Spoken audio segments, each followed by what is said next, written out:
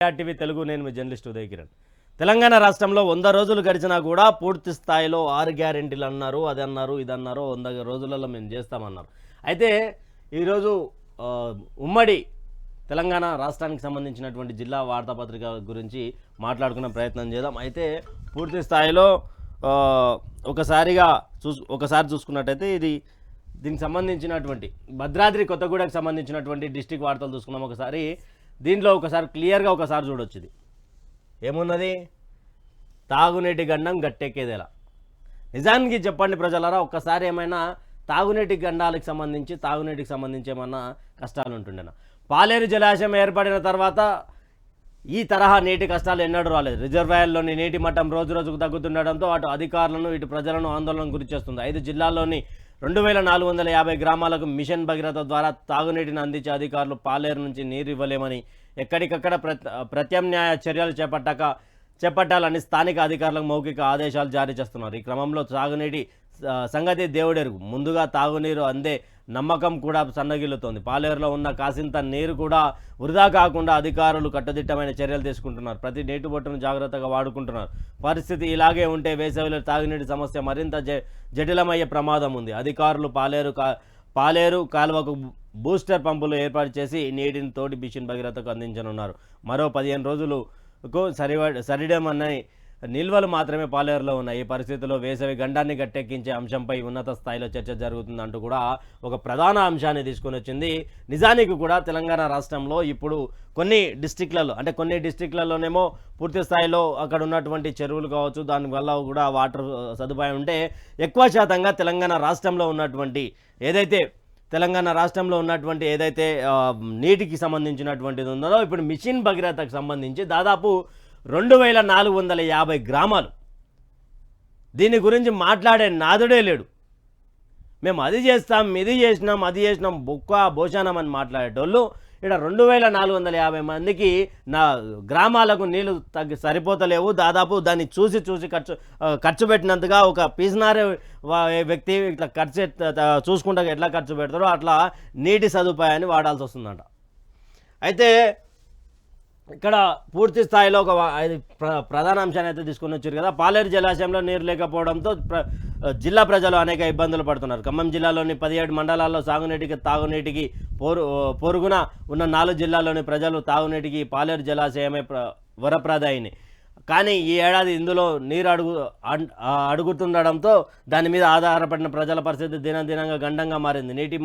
నీటి మట్టం 5 అడుగుల అట్టడుగు స్థాయికి పడిపోయే వరకు సాగర్ డ్యాం నుంచి నీరు వచ్చే అవకాశాలు లేవు. దీంతో పాలేరు నుంచి తాగునీటిని అందించడం సాధ్యం కాదని గుర్తించిన ఖమ్మం కార్పొరేషన్ సహా సూర్యాపేట, మహబూబాబాద్, ములుగు, వరంగల్ జిల్లాల మిషన్ భగీరథ అధికారులు స్థానికంగానే ఇతర మార్గాల ద్వారా తాగునీటిని అందించే చర్యలు మొదలుపెట్టారు. ఖమ్మం నగరానికి తీర్థిల కూడలి వద్ద మున్నేరు నుంచి తీసుకోవాలని నిర్ణయించారు. ప్రస్తుతానికి పాలేరు మిషన్ భగీరథ ద్వారా తాగునీటి అందించడానికంట రోజుకి 135.45 క్యూసెక్ల నీటిని తీసుకుంటున్నారంటూ కూడా ఒక వార్తను తీసుకొచ్చారు.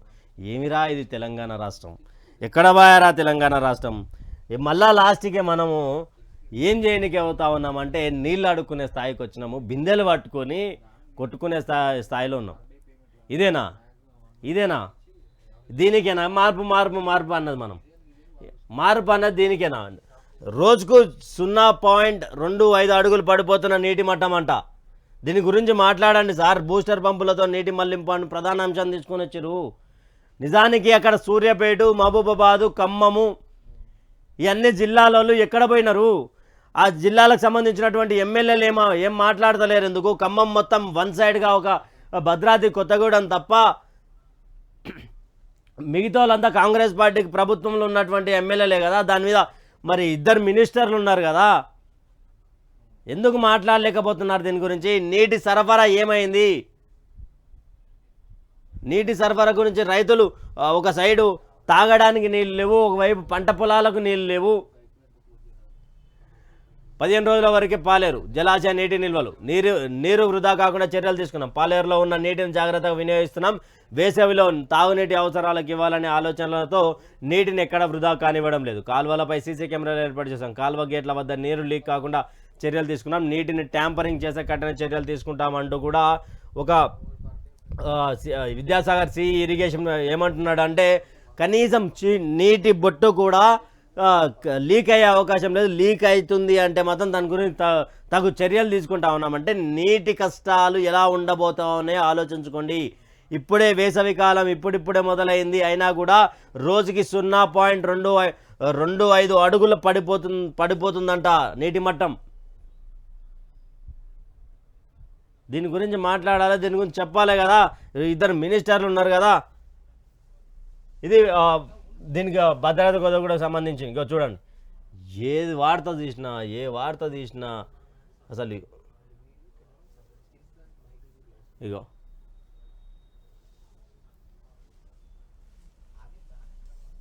ఇదేడా అంటే హైదరాబాద్ ఉస్మానియా వర్సిటీ వద్ద నీటి కోసం మహిళల తిప్పలు, నీటి కోసం మహిళల తిప్పలు మళ్ళా వచ్చినాయిరా నాయన. ఇందిరమ్మ రాజ్యం మార్పు కావాలన్నారు కదా, వచ్చినాయి. గోరి ట్యాంకర్ వచ్చింది, అక్కలు అమ్మలు పొద్దుగాల 4 గంటలకు లేవాలి, పట్టుకోవాలి. ఇక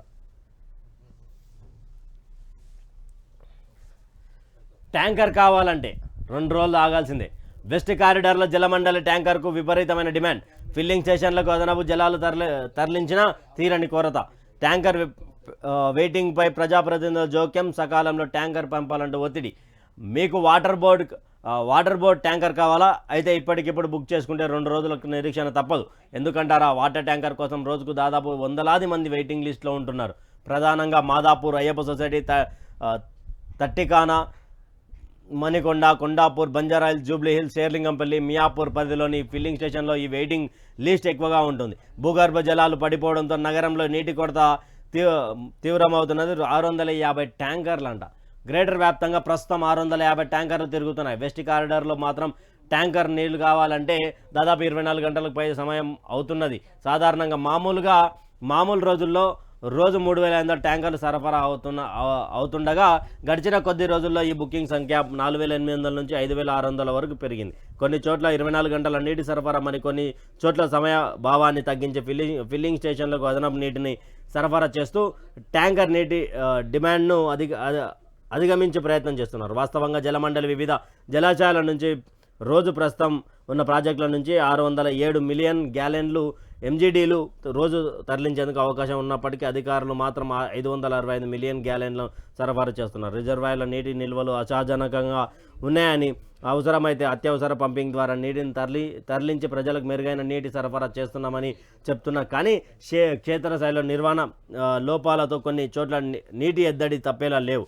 సాధారణంగా రోజుల్లో 1.5-2 గంటల పాటు రోజు విడిచి రోజు సరఫరా చేసే చోట ప్రస్తుతం వేసవి దృష్ట్యా డిమాండ్ పెరగడంతో అనేక ప్రాంతాలు, అంటే హైదరాబాదుకు సంబంధించి గతంలో రోజుకి 3,500 ట్యాంకర్లు సరఫరా చేస్తున్నటువంటి గత ప్రభుత్వము ఇప్పుడు దాదాపు 650 ట్యాంకర్లే తిరుగుతూ ఉన్నాయి. ఇక ఇక్కడ ఈ ఫోటో చూసిరు కదా ప్రజలారా, ఇది ఉస్మానియా యూనివర్సిటీ అని చెప్పుకున్నాం కదా. ఉస్మానియా యూనివర్సిటీ పక్కన ఉన్నటువంటి ఇండ్లలో ఇది పరిస్థితి.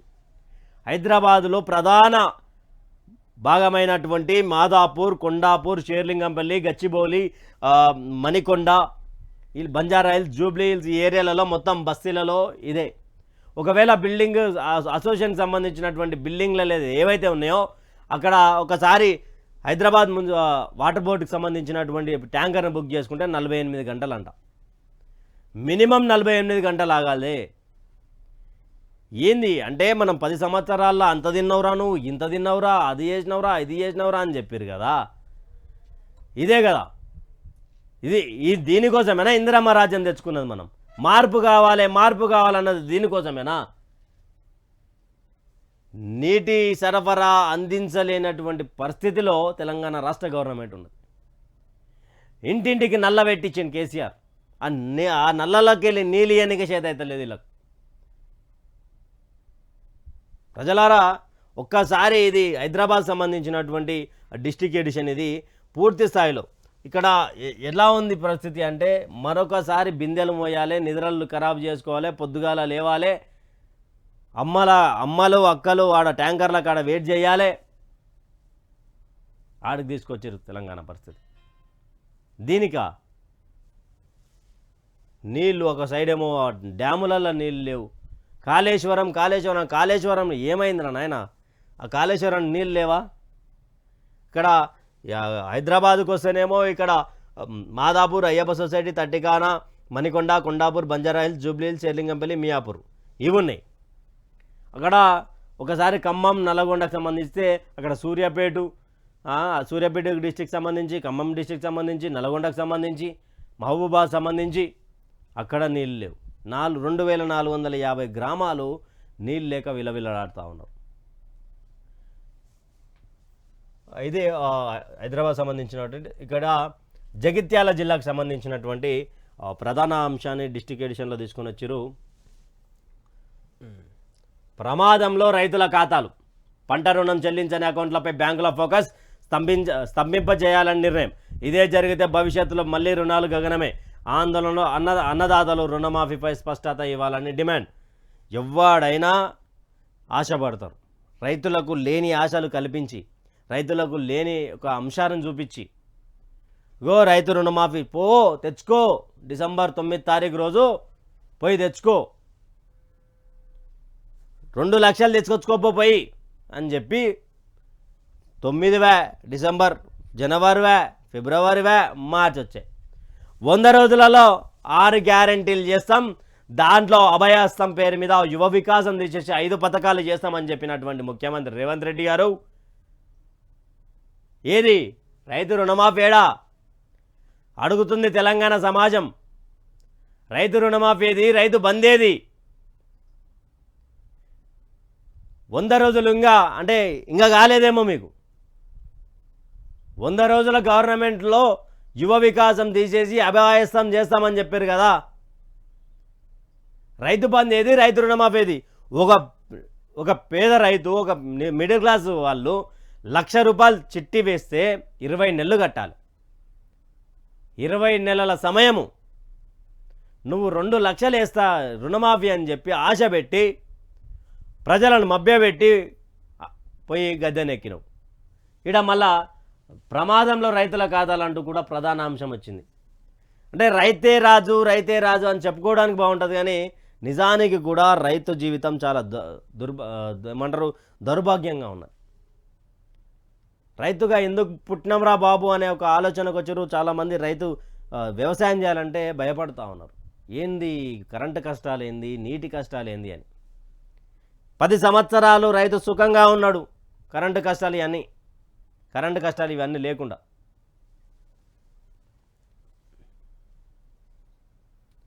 రైతుల బ్యాంక్ ఖాతాలు ప్రమాదాలను పడనున్నాయా అంటే అవుననే సంకేతాలు వస్తున్నాయి. పంట రుణాలు పొందే నిర్దిష్ట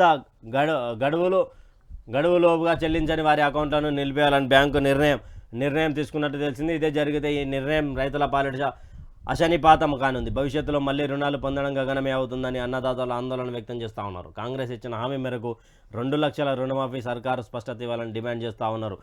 2014 ఎన్నికల హామీ ఇచ్చిన అప్పటి ప్రభుత్వం 2016లో రుణమాఫీ చేసింది. అయితే 1,00,000కు పైగా రుణం తీసుకున్న రైతులు చాలా ఏండ్లుగా రుణం చెల్లించకపోవడంతో వడ్డీ పెరిగిపోయింది. ప్రస్తుతం ఇటీవలి ఎన్నికల సమయంలో కాంగ్రెస్ రైతులకు సంబంధించి 2 లక్షల రుణమాఫీ ఇస్తామని ప్రకటించిన సంగతి తెలిసిందే. 2 లక్షల పంట రుణాలను రైతులు తీసుకోవాలని తమ ప్రభుత్వం అధికారంలోకి వచ్చాక వాటిని మాఫీ చేస్తామని ప్రస్తుత సీఎం రేవంత్ రెడ్డి ప్రకటించిన సంగతి విదితమే. ఇలా గత ప్రభుత్వం రుణమాఫీ చేయడం రెట్టింపుగా చేస్తామని చెప్పడంతో రైతులు రుణాలు తీసుకొని వాటిని చెల్లించలేదు. అసలు కదా కనీసం వడ్డీని సైతం చెల్లించడం నిలిపివేశారు. పంటలో రైతుల రుణాలను నిబంధన ప్రకారం రైతులు తీసుకున్న రుణాన్ని పంట దిగుబడి వచ్చిన తదుపరి ధాన్యం విక్రయం తర్వాత ఇస్తూ, అంటే దానికి ఇది మొత్తానికి ఇక్కడ మొత్తానికి కూడా పూర్తి స్థాయిలో ఏం చెప్తా ఉన్నారు అంటే రైతు రుణమాఫీ అప్పుడు చేస్తా అని చెప్పినటువంటి వాళ్ళు ఇప్పటి వరకు ఏం చేయలేదు. గత ప్రభుత్వం చెప్పినట్టుగా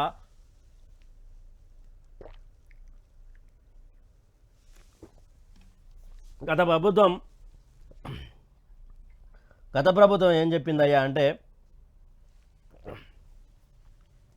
గత ప్రభుత్వం ఏం చెప్పిందంటే 2014లో 1,00,000 రుణమాఫీ చేస్తామని చెప్పి వాళ్ళు చేసి 2016లో ఇంప్లిమెంట్ చేశారు. తర్వాత అది కొంచెం మేరకు అక్కడ ఉన్నటువంటి రుణాలు పెరిగిపోవడంతో వడ్డీ పెరిగిపోవడంతో అక్కడ మొత్తానికి కూడా 1,00,000 రుణమాఫీ చేసినటువంటి ప్రభుత్వం ఏదైందంటే గత ప్రభుత్వమే. అయితే ఇక్కడ 2,00,000 రుణమాఫీ ఎప్పుడో సీఎం రేవంత్ రెడ్డి 2,00,000 రుణమాఫీ చేస్తామని కార్పొరేషన్ ఏర్పాటు చేసి ఈ ప్రక్రియ చేపడతామని ప్రకటించిన విషయం విదితమే. అయితే రుణమాఫీ ఎప్పుడు చేస్తారన్న విషయంలో స్పష్టత ఇవ్వకపోవడంతో రైతులను ఆందోళనకు గురి చేస్తున్నారు. రైతులు తీసుకున్న మొత్తానికి రుణమాఫీ చేస్తారా, వడ్డీని సైతం కలుపుకొని చేస్తారా, గతంలో మిగిలిపోయిన రుణాలు సైతం మాఫీ అవుతాయా, ఎవరైనా రైతులు రుణాలు తీసుకొని చెల్లిస్తే వారికి ఏ విధమైన ప్రోత్సాహకారాలు ఇస్తారా, అదే తదితర అంశాలపై ఎలాంటి క్లారిటీ ఇవ్వడం లేదు.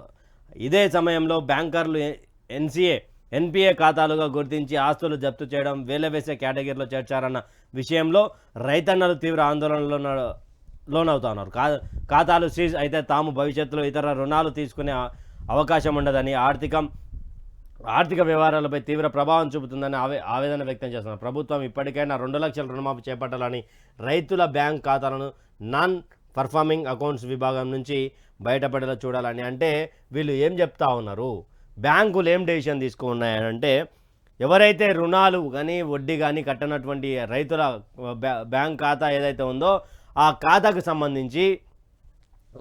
సంబంధించి ఎన్పిఏ ద్వారా దాన్ని హోల్డ్లో పెట్టి అక్కడ ఉన్నటువంటి వాళ్ళకి సంబంధించినటువంటి ఆస్తులు ఏవైతే ఉన్నాయో వాళ్ళని జప్తు చేసుకోవడమా, లేకపోతే ఆ అమౌంట్ అనేది సర్టైన్ అమౌంట్ అనేది కట్టించుకోవాలి అనే రీతిలో వాళ్ళు డెసిషన్ తీసుకున్నారు. మీరు 2,00,000 రుణమాఫీ అన్నారు, గద్దెనెక్కి కూర్చున్నారు. మరి ఏంది ఇప్పుడు ఎన్పిఏ ద్వారా వాళ్ళ ఆస్తులు ఇదేనా రాజ్యం అంటే రైతు ఒక నిరుపేద రైతు ఇంటికి పోయి మన ఆస్తి గుంజుకొని అట్లా మేము పుట్టకముందు పోయి ఆవులను గుంజుకొచ్చుకునేది, బ్యాంకోలు పైసలు కడతలేరు, దాన్ని భూములు రాపించుకునేది, భూములు గుంజుకుంటేది, పంటలు ఖరాబు చేస్తుండే, ఇవన్నీ ఇవే కదా. అంటే మళ్ళీ ఇంకోసారి పునరావృతం చేస్తూ ఉన్నారు కదా. 2,00,000 రుణమాఫీ అన్నారు.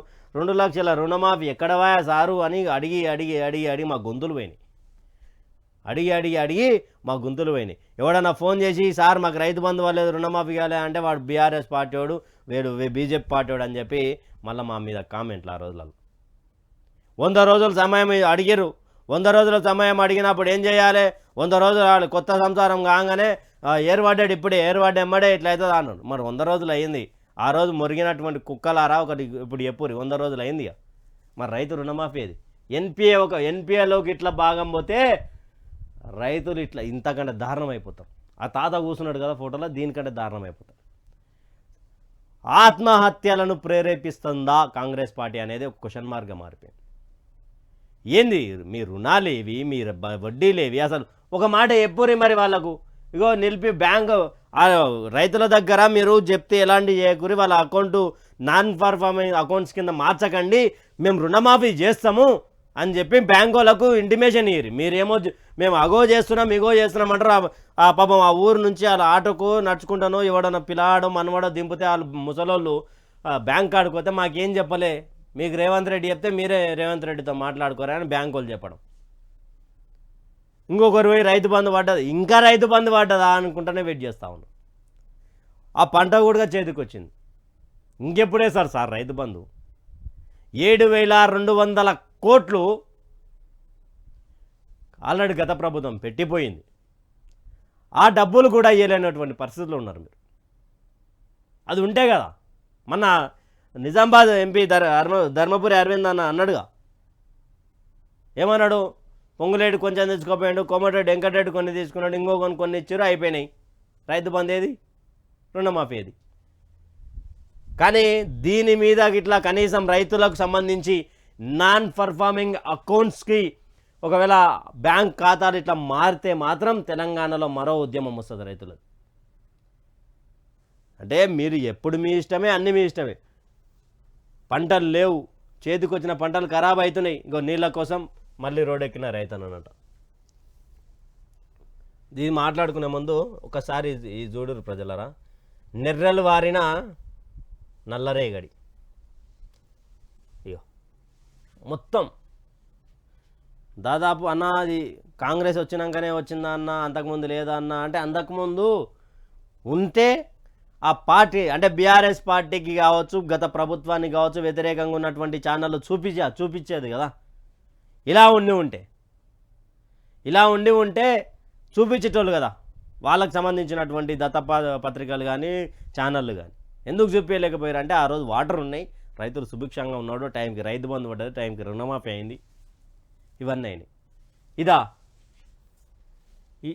ఇగో కాకర్లపల్లి పంట పొలాలను పరిశీలిస్తున్న జడ్పీ చైర్మన్ పుట్ట మధుకర్. మార్పు అంటే పంటలు ఎండబెట్టుడేనా? పెద్దపల్లి జడ్పీ చైర్మన్ పుట్ట మధుకర్. కాంగ్రెస్ అధికారంలోకి వస్తే ఇందిరమ్మ పాలన మార్పు వస్తుందని గొప్పలు చెప్పిండ్రు.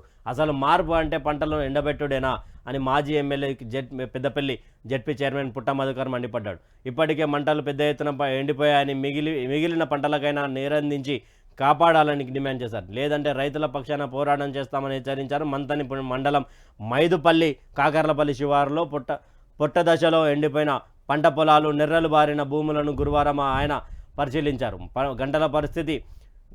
పంటల పరిస్థితి గురించి రైతులను అడిగి తెలుసుకున్నారు. అనంతరం మీడియాతో మాట్లాడారు. 10 ఏళ్ల తర్వాత రైతులు నీళ్ల కోసం రోడ్డెక్కించిన ఘనత కాంగ్రెస్ ప్రభుత్వం దక్కిందని ఆగ్రహించారు. నీళ్లు, కరెంటు ఇచ్చి రైతులను ఆదుకోవాల్సిన కాంగ్రెస్ కనీసం పట్టించుకోవడం లేదని, అందుకే ఈ దుస్థితి వచ్చిందని మండిపడ్డారు. బీఆర్ఎస్ ప్రభుత్వంలో సీఎం కేసీఆర్ రైతు పక్షాన నిలబడ్డారని, కాళేశ్వరం ప్రాజెక్టు లేకపోయినా ఎల్లంపల్లి ఎస్ఆర్ఎస్పి కాల్వల ద్వారా నీరందించి చివరి ఆయకట్టులో 1 ఎకరం ఎండిపోకుండా నీరందించారని గుర్తు చేశారు. అంటే ఇక్కడ ప్రస్తుతం ఎల్లంపల్లి ఎస్ఆర్పిసి ప్రాజెక్టులో నీళ్లున్న పంటలు ఎండడం సరికాదన్నారు. మార్పు అంటే 3 పంటలకు నీళ్లు వస్తాయని రైతులు ఆశపడ్డారని, కానీ ఒక్క పంటకు కూడా నీరందించని దుస్థితి తెచ్చిందని దుయ్యపట్టారు. మాజీ ఎమ్మెల్యే పుట్ట మధుకర్ ఇక్కడ పర్యటనలో భాగంగా చూస్తే మార్పు అంటే 3 పంటలకు ఏమన్నా రైతులకు నీళ్ళు ఇస్తారని వాళ్ళు ఆశపడ్డారు.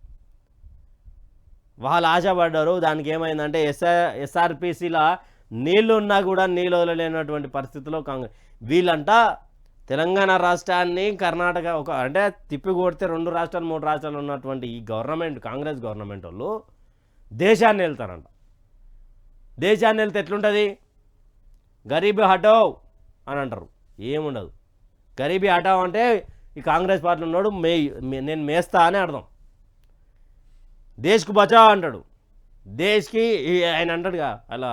ఇప్పుడు భారత కాబోయే ప్రధాని అని చెప్పుకున్న రాహుల్ గాంధీ గురించి అంటారు కదా, భారత్ జోడో యాత్ర, భారత్ న్యాయ యాత్ర, ఇవన్నీ చెప్తారు వాళ్ళు. భారతదేశాన్ని విడగొట్టింది వాళ్ళు, అన్నీ చేశారు. న్యాయయాత్ర, భారతదేశానికంటే న్యాయం కావాలంట. మీరు మీ కాంగ్రెస్ పార్టీ ఒక రోజు ఇట్లా అయిపోతుంది చూసినావా, ఆ రోజు న్యాయం జరుగుతుంది భారతదేశానికి. అయితే ఇక్కడ 10 ఏళ్ళు మంచిగా రైతులు టైంకి గిలిండర్ ఏదో ఉంటే అది ఇట్లా ఆన్ చేస్తారు, పోయి ఇంట్లో వండుకుంటారు. అది ఆటోమేటిక్గా ఆన్ అవుతుంది. కొంతసేపు అయినా గంటకో 2 గంటలకో పండుకుంటుండే, అది ఆఫ్ అయిపోతుండే. టైంకి కరెంట్ ఉంటుండే, నీళ్ళు ఉంటుండే, అన్నీ ఉంటుండే. ఇంత దారుణం ఎక్కడిది రా నాయన? ఇంత దారుణం ఎక్కడిది? మరి దీంట్లో గురించి నమస్తే తెలంగాణ దినపత్రిక మీద ఇట్లా రాసిరు, ఇట్లా చదివారు బీఆర్ఎస్ వాళ్ళది అంటే బీఆర్ఎస్ వాళ్ళది కాదు. ఆ రోజు V6 వెలుగు కావచ్చు, ప్రతిపక్షంలో ఉన్న కొన్ని పత్రికలు ఎట్లా అయితే తెలంగాణ సమాజం నమ్మిందో, ఎప్పుడైనా ప్రతిపక్ష పత్రిక ఉంటేనే తెలంగాణ సమాజానికి నిజాలు తెలిసే. ఆ నిజాలే ఇవి. మరి V6 వెలుగు రాయదు దీంట్లో గురించి, ఆంధ్రజ్యోతి రాయదు, దిశ ఎందుకు రాస్తలేదు? దిశ అంటే ఒక ఊపింది కదా ప్రతిపక్షంలో, ఎందుకు రాస్తలేరు? ఆంధ్రజ్యోతి ఎందుకు రాస్తలేదు? ఈనాడు ఎందుకు రాస్తలేదు? అవి మరి అంతకుముందు కేసీఆర్కి ఆయన కాళ్ళకి ఏమన్నా గట్టి పంచాయతీలు ఉండేనా? లేకుండేగా. ఆ రోజు ప్రభుత్వానికి జర్నలిజం అంటే ప్రతిపక్షంలో ఉండాలని మీరే చెప్తారు కదా పెద్దోళ్ళు. ఈరోజు ఎందుకని? ఇది పూర్తి స్థాయిలో తెలంగాణ రాష్ట్రంలో ఎక్కువ శాతంగా ఒక 60 నుండి 75% ఇట్లే ఉన్నాయి. కావాలంటే ప్రూఫ్ కింద నేను చూపిస్తాను, మీరెవరన్నా వస్తే. నిజానికి అది పొలాలు చూపిద్దామా, సిటీలో ట్యాంకర్ల కాడ నీళ్ళు పట్టుకునేది చూపిద్దామా, పొద్దుగాల 4 గంటలకు మంజీరా నీళ్ళు వస్తే పట్టుకునేది చూపిద్దామా, ఏదన్నా చూపిద్దాం. మార్పు అంటే 3 పంటలకు వస్తుంది అనుకుంటే వీళ్ళకి మాడబెట్టి పండబెడుతురు రైతులను మొత్తం. దాదాపు ఖమ్మం జిల్లాకు సంబంధించినటువంటిది, జగిత్యాలకు సంబంధించి, సూర్యాపేటకు సంబంధించి, అక్కడ ఉమ్మడి మెదక్ సంబంధించి ఇవన్నీ కూడా అట్లే ఉన్నాయి.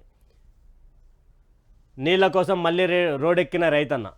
పెద్దపల్లి కాటారం రహదారిపై 4 గంటలకు పైగా రాస్తారోకో. సాగునీటి కోసం మంతని ప్రాంత రైతులు మళ్ళీ రోడ్డెక్కారు. ఎండుతున్న పంటలను కాపాడాలని డిమాండ్ చేస్తూ ఎర్రటి ఎండలో 4 గంటలకు పైగా మంతన్లో ఆందోళన చేశారు. పురుగుల మందు డబ్బాలు ఎండిన వారిని పట్టుకొని నిరసనకు దిగారు. కాంగ్రెస్ ప్రభుత్వం తీరుపై మండిపడ్డారు. చివరకు పోలీసు అధికారులు ఆమెతో శాంతించారంట. ఏడనైనా 10 సంవత్సరాలల్లా మీరు ఏదన్నా నాకు నీళ్లు కావాలి, నాకు కరెంటు కావాలని నేను రోడ్ ఎక్కిరా? ఏడే ఎక్కలే. కానీ మళ్ళీ మొదలైనవి. సాగునీరు అందించే పంటలను కాపాడాలని ఈ నెల 7న మంతని మండలం సూరయ్యపల్లి, కాకర్లపల్లి, మైదులపల్లి, ముత్తారం మండలం రామకృష్ణాపూర్, గంగాపురి గ్రామాల రైతులు మంతన్లో బుక్కలవాగు వంతెన సమీపంలో పెద్దపల్లి కాటారం ప్రధాన రహదారిపై ధర్నా చేశారు. ఆర్డీఓ హనుమాన్ నాయక్ అక్కడికి చేరుకొని 2 రోజుల కాల్వలను నీరందిస్తామని హామీ ఇచ్చారు. అయితే వారం దాటినా నీరందకపోవడంతో పంటలు ఎండుతుండడంతో మంతని ప్రాంత రైతులు మళ్లీ రోడ్డెక్కారు. గురువారం పెద్దపల్లి కాటారం ప్రధాన రహదారిపై రాస్తారోకో చేశారు. పురుగుల మందు డబ్బాలు ఎండిన వారిని చేతపట్టుకొని బైఠాయించారు. ఇదివరకే నీరందిస్తామని అధికారులు హామీ ఇచ్చి విస్మరించారని మండిపడ్డారు. సర్కారుకు వ్యతిరేకంగా నినాదాలు చేశారు. 9 ఏళ్ల కేసీఆర్ పాలనలో ఏనాడు నీటి కోసం రాలేదని గుర్తు చేశారు. కానీ కాంగ్రెస్ వచ్చిన వెంటనే కరువు పరిస్థితులు నెలకొన్నాయని ఆవేదన వ్యక్తం చేశారు. తమకు సాగునీరు అందించే వరకు ధర్నా విరమించేది లేదని భీష్మించుకొని కూర్చున్నారు. ఎర్రటి ఎండలో 4 గంటల పైగా ఆందోళన చేశారు. దీంతో వాహనాలు ఎక్కడికక్కడ నిలిచి ట్రాఫిక్ స్తంభించింది. అయితే విషయం తెలిసి ఆర్డీఓ హనుమాన్ నాయక్, ఈ బలరాం నాయక్ అక్కడ చేరుకొని రైతులను శాంతింపజేసేందుకు విఫలయత్నం చేశారు. గతంలో నీళ్లు ఇస్తామని మోసం చేశారంటూ రైతులు నిలదీశారు. కాగా గోదావరి కని ఏసీబీ మడత రమేష్ అక్కడికి చేరుకొని వారితో మాట్లాడారు. సాగునీటి సమస్యను కలెక్టర్, ఉన్నతాధికారుల దృష్టికి తీసుకెళ్తామని, పరిష్కారానికి కృషి చేస్తామని హామీ ఇవ్వడంతో రైతులు ఆందోళన విరమించారు. అనంతరం పోలీసులు ట్రాఫిక్ను క్లియర్ చేశారంటూ కూడా వాళ్ళు చెప్పేది నిజమే. మరి అధికారులను నమ్మే పరిస్థితుల్లో రైతులు లేరు. ఎందుకు లేరంటే ఇప్పుడు 5 నిమిషాల ముందు ఒక మాట మాట్లాడతారు, కార్యక్రమం ఇంకో మాట మాట్లాడతారు. అందుకే ఏసీపీ గారు వచ్చిన తర్వాత, ఏసీపీ మడత రమేష్ అక్కడికి వచ్చిన తర్వాత సారు ఆయన మాటని కూర్చున్నాడు. దాదాపు 4 గంటలు ఎర్రటెండకు 4 గంటలు నడి రోడ్డు మీద. అంటే ఎంత బాధ వస్తే వాళ్ళు రోడ్డు మీద కూర్చుంటారు. ఇవన్నీ ఏమన్నా ఉన్నదా? కొంచెమైనా కనిపిస్తుందా మీకు? ప్రభుత్వంలో ఉన్నటువంటి నీటిపారుదల శాఖ మంత్రి గారు, ఏమైనాయి సార్ మీ నీళ్ళు? ఎక్కడవా నీళ్ళు? ఎక్కడవా? రైతులు రోడ్ ఎక్కుతారు. రైతులకు సంబంధించినటువంటి బ్యాంకు పుస్తకాలు నాన్ పర్ఫార్మింగ్ అకౌంట్లకు మారుస్తారంట. రైతు రుణమాఫీ ఎక్కడవా? నీళ్ళు ఎక్కడవా? అడుక్కోవాలనా మిమ్మల్ని? ఇట్లా ధర్నాలు చేయాలనా? అంటే మాకు అర్థం కాలే ఎన్ని రోజులు. ధర్నా చౌక్లో ఎవరైనా ధర్నాలు చేసుకోవచ్చు, రాష్ట్రంలో ఎవరైనా శాంతియుతంగా ధర్నాలు చేసుకోవచ్చు అంటే మాకు అప్పుడే ఇంటిమేషన్ ఇచ్చిన. మాకు అర్థం కాలే. అంటే ధర్నాలు చేసుకునే పరిస్థితి తీసుకొస్తావు నువ్వు అని మాకు అర్థం కాలే అప్పుడు. ఆ బెంగళూరు వరి, ఆ బెంగళూరులో నీళ్ళు లేవు. లాస్ట్కి బెంగళూరు కానీ దారుణం అయిపోతుంది, హైదరాబాద్ కానీ తెలంగాణ. ఎక్కడి మళ్ళీ బాధలు మొదలైనాయి. తెలంగాణ వచ్చిన కాడి నుంచి ప్రభుత్వం మంచి సాగునీరునిచ్చింది. 9 ఏళ్లలో ఎన్నడూ నీళ్లు లేక పంటలు ఎండిపోలేదు. కాంగ్రెస్ ప్రభుత్వం రాగానే మళ్ళీ సాగు కష్టాలు మొదలైనాయి. ఎంతో ఆశతో వరి వేసుకున్నాం, కానీ కళ్ళ ముందటే ఎండిపోతుంటే మస్తు బాధ అనిపిస్తుంది. మొన్న 9వ తారీఖు నీళ్లు వస్తాయని అధికారులు చెప్పి వారం దాటిన నీటి చుక్క కూడా రాలేదు. సార్లు దయతలిచి వెంటనే నీరందించే పంటలను కాపాడలే, లేకుంటే కాలబెట్టుడే దిక్కవుతుంది. సూర్యాపల్లి రైతు కోరవేన శ్రీనివాస్ అంట.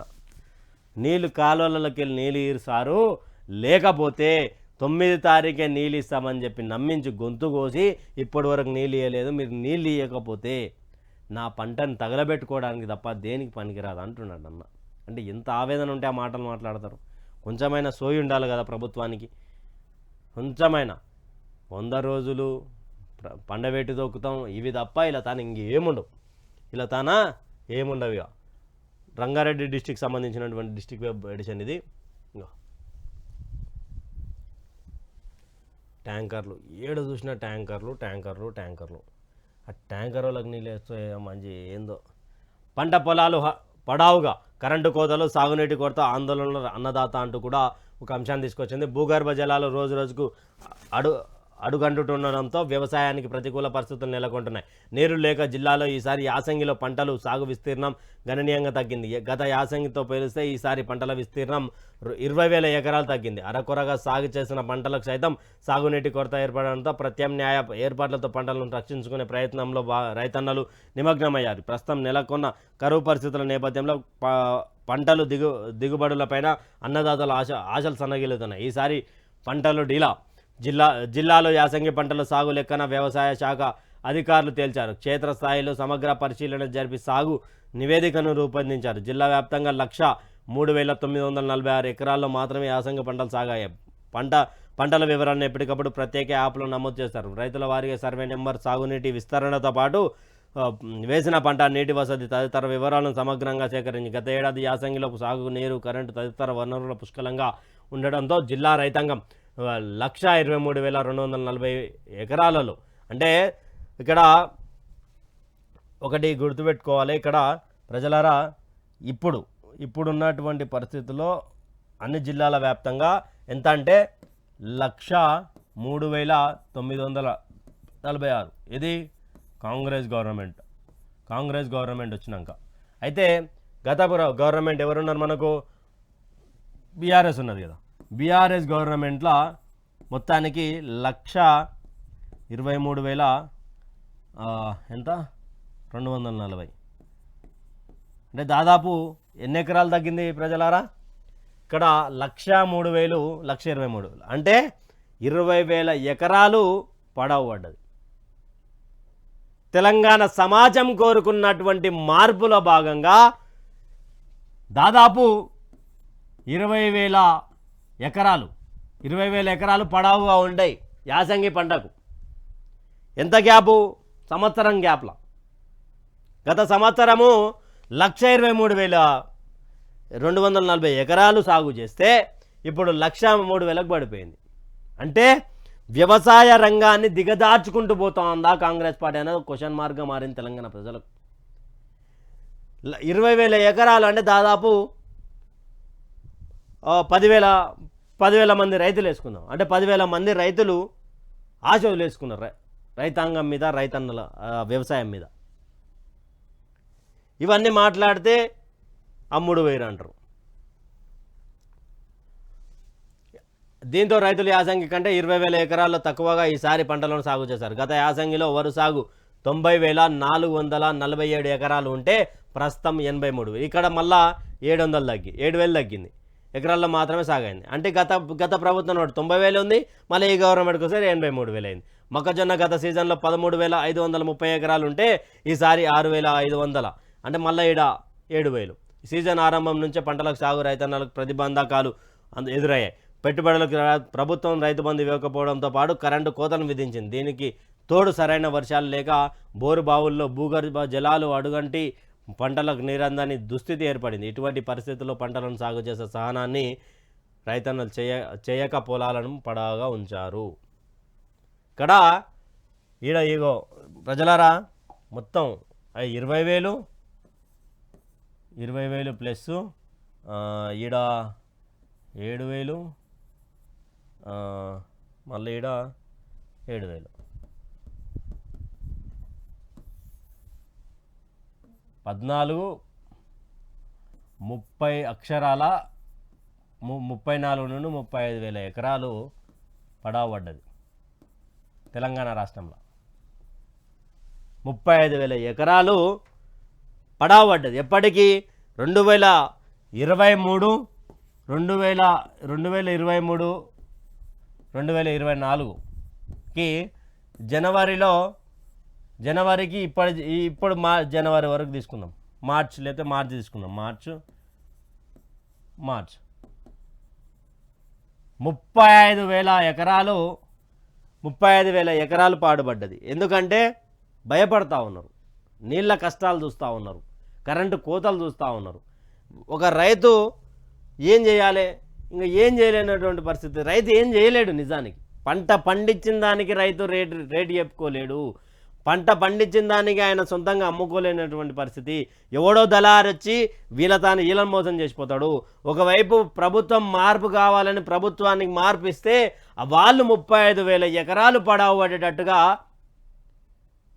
వాళ్ళు చేసుకుంటూ వచ్చారు. ఇది ఇందిరమ్మ రాజ్యం అంటే. 35,000 ఎకరాలు పడవ పడడం ఇందిరమ్మ రాజ్యం. అంతేనా? మీరు కామెంట్ల రూపంలో చెప్పండి, 35,000 ఎకరాలు పడవ పడడం ఇందిరమ్మ రాజ్యమా?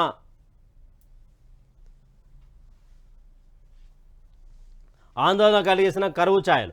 జిల్లాలో సాధారణ వర్షపాతం 660.5 మిమీలుగా కాగా 656 మిమీల వర్షం మాత్రమే కురిసింది. 5 మండలాల్లో సాధారణం కంటే ఎక్కువ వర్షపాతం నమోదైంది. 19 మండలాల్లో సాధారణ వర్షపాతం కురవగా 3 మండలాల్లో సాధారణం కంటే తక్కువ వర్షపాతం నమోదైంది. ఈ ఏడాది జనవరిలో 9.84 మీటర్ల లోతులో ఉన్న భూగర్భ జలాలు ఫిబ్రవరి నాటికి మరింత లోతుకు పడిపోయాయి. 12 మీటర్ల లోతుకు పడిపోవడంతో 500 అడుగుల లోతులో బోర్లు వేసినా నీరు పడే పరిస్థితి లేకుండా పోయింది. జిల్లాలో మెజార్టీ పంటలు బోర్లు బావుల కిందనే సాగుతున్నాయి. భూగర్భ జలాలు రోజురోజుకు పడిపోతుండడంతో నీటి వనరుల నీటి మట్టాలు అడుగంటుతున్నాయి. కళ్ళెదుటి పంటలు ఎండిపోతుండడంతో రైతులు ఆందోళన చెందుతున్నారు. ప్రత్యామ్నాయ ఏర్పాట్లు చేసుకుని రైతులు పంటలను కాపాడుకునే ప్రయత్నం చేస్తున్నారు.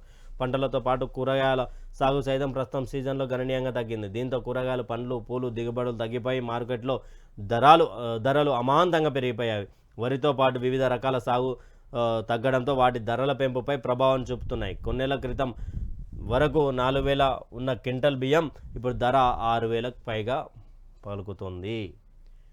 క్వింటల్ బియ్యం 4,000 ఉన్నది, ఇప్పుడు ఎంత అయిందయ్యా అంటే 6,000. ఒక మధ్యతరగతి కుటుంబీకుడు హైదరాబాద్లో బతే 6,000 రూపాయలు క్వింటల్ బియ్యానికి పెట్టాలి అంటే వాని ఒక చిన్నపాటి జీతం కూడా మొత్తం బియ్యానికి, కూరగాయలుగా, రెంట్లకే వెళ్ళిపోతాయి.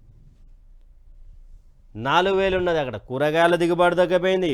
అసలు పంట వేసేటోడు ఇంకా నాకు తెలిసి 5 సంవత్సరాల్లో ఇంకెవడు పంట వేయడం అనుకుంటారు రైతులు. 35,000 ఎకరాలు అంటే ఈ సంవత్సరానికి, మళ్ళీ వచ్చే కాలానికి ఇంకో సంవత్సరానికి ఇంకా 35,000 ఎకరాలు ఏమి ఉండదు.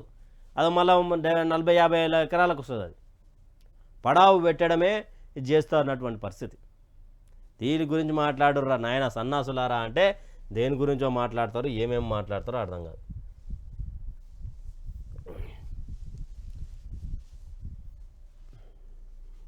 మహబూబ్ నగర్ సంబంధించినటువంటి దినపత్రికను తీసుకుందాం ఒకసారి.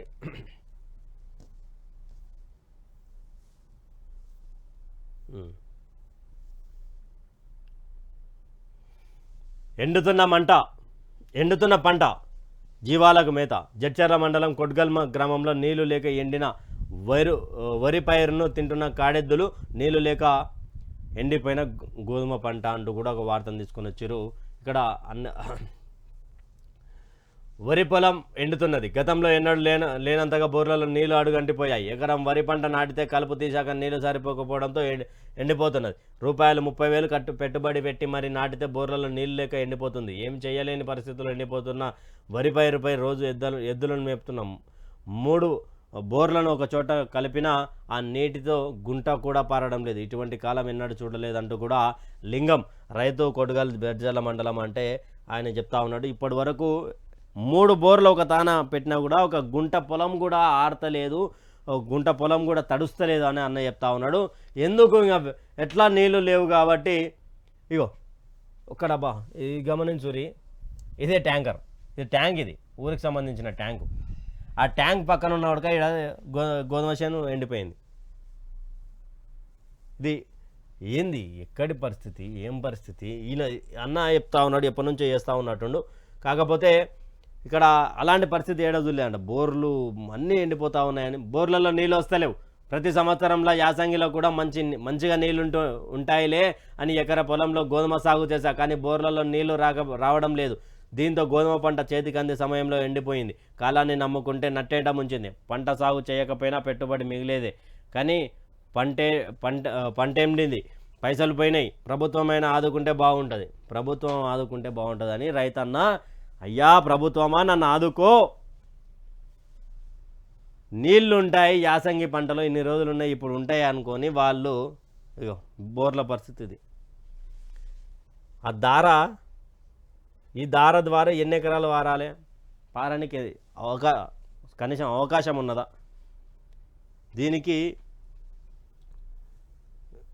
అందని నీటి తడి వాడు పట్టిన పైరు, వేగంగా అడుగంటుతున్న నిల్వలు, బోర్లు వేసిన చుక్క నీరు పడని దుస్థితి, పంటలను కాపాడుకుంది అందుకే నానాపాట్లు, యాసంగికి తప్పని సాగునీటి టిక్కట్లు ఆవిరవుతున్న కర్షకుల ఆశలు అంటూ కూడా ఒక వార్తను తీసుకొచ్చింది.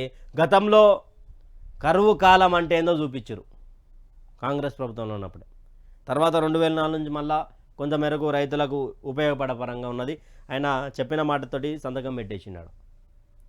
రైతు రుణమాఫీ కావచ్చు, రైతుకి సంబంధించిన కరెంటు, ఉచిత కరెంటే కావచ్చు, అన్నీ ఇప్పుడు మీరు ఏం చేస్తలేరు, రైతులు ఇక్కడ ఇబ్బంది పడుతూ ఉన్నారు. మరి రైతులకు ఏదైనా సహాయం చేయండి. ఇక్కడనేమో రైతన్నకు కష్టకాలం, వరి పట్ట దశలో బీటలు వారుతున్న పొలాలు. గతేడాది మాదిరి ఈ ఏడాది యాసంగిలో కూడా ఎలాంటి ఇబ్బందులు లేకుండా పంటలు సాగు చేసుకోవచ్చు అన్న రైతుల ఆశలు ఆవిరవుతున్నాయి. వేసవిలో ఆరంభంలోనే భూగర్భ జలం 4000 ఎంత అంటే ఎన్ని మండలాలలో కనీసం తదితర గ్రామాలు కాలువలు ఉన్నాయి. ఏందన్నా బోర్లలో నీళ్ళు రాకపోతే ఎవరికి గవర్నమెంట్ ఏం చేస్తుంది అంటే అట్లా కాదన్నా, కాలువలు ఉన్నాయి, కాలువల్లోకి నీళ్ళు వదులురి. ఆ నీళ్ళు వదిలితే అంత చక్కగా అవుతుంది. ఇప్పుడు బోర్లతోటే వాడాలని లేదు కదా, కాలువలలో మోటార్లు చూడుకో వాడుకుంటారు. కాలువ నీటి సదుపాయం ఉన్నా కూడా కాలువ నీటి సదుపాయం ఇవ్వలేకపోతా ఉన్నారు. ఒక సైడ్ ఏమో అన్నలు వాళ్ళ ఎండిపోయిన వరిసేన్లు ఉంటాయి కదా, ఎండిపోయిన వరిసేన్లల్లో గొర్రెలు మేపుకునుడు, ఆవులు మేపుకునుడు ఇవే జరుగుతూ ఉన్నది. అజిలాపూర్ సమీపంలో ఎండిన వరి పంటను మేస్తున్న గొర్రెలు. ఇక్కడనేమో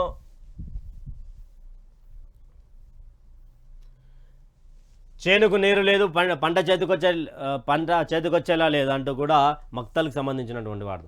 వరి పొలానికి నీరు లేకపోవడంతో చేతికొచ్చిన పంటను పశువులకు మేతగా వదిలేస్తున్న రైతు. 30,000 50,000 నువ్వు అట్లా రైతు బంధు సహాయం చేయలే, ఏమిట్లకి ఏం చేయలే. 30,000 50,000 పెట్టి ఆ రైతు ఒక నిరుపేద రైతు. ఎందుకు నిరుపేద అంటున్నా అంటే రైతు ప్రతి ఒక్కడు నిరుపేదనే. ఎప్పటికీ వాడు రాజు కాలేడు. ఏదో చెప్పుకోవడానికి రైతే రాజు అని చెప్పుకోవడానికి బాగుంటుంది, ఏదో పాటలు రాసుకోవడానికి బాగుంటుంది. కానీ ఆ కన్నీటి బాధ, పొద్దుగాల లేచి మధ్యరాత్రి ఆ చెలకలలో తిరుగుతుంటే పాములో పురుగులో ఏమేమో పోతుంటాయి. అట్లా ప్రాణాలు కోల్పోయిన వాళ్ళు ఉన్నారు, అట్లా చేసిన వాళ్ళు ఉన్నారు. వీడు ఇంత కష్టపడి ఆ సాగు వేసుకొని కూలీల పైసలేంది, ఆ ట్రాక్టర్ దున్నినోనికి పైసలేంది, ఆనికి పైసలేంది. ఆడ ఇప్పుడు లాస్ట్కి వస్తే బర్రెలు మేస్తున్నాయి, ఆడనేమో గొర్రెలు మేస్తున్నాయి, పైన ఎద్దులు మేస్తున్నాయి, ఆవులు ఎడ్లు మేస్తున్నాయి, కాడెద్దులు ఇన్న మీద మేస్తా ఉన్నాం. ఇది తెలంగాణ ప్రజలరా, ఇది మనకు కావాల్సిన మార్పు అనుకున్నాం కదా, మార్పు ఇది. అయితే తెలంగాణ రాష్ట్రంలో నీళ్లు అడుగంటిపోయినాయి. అదేంది బోర్ల విషయంలో మాట్లాడుకుంటే సరే, భూగర్భ జలాలు అంటే అడిగిపోయినాయి అంటే అది వేరు. కాల్వ నీళ్లు కూడా ఉండి కూడా కాల్వ నీళ్లు వదలలేని పరిస్థితి.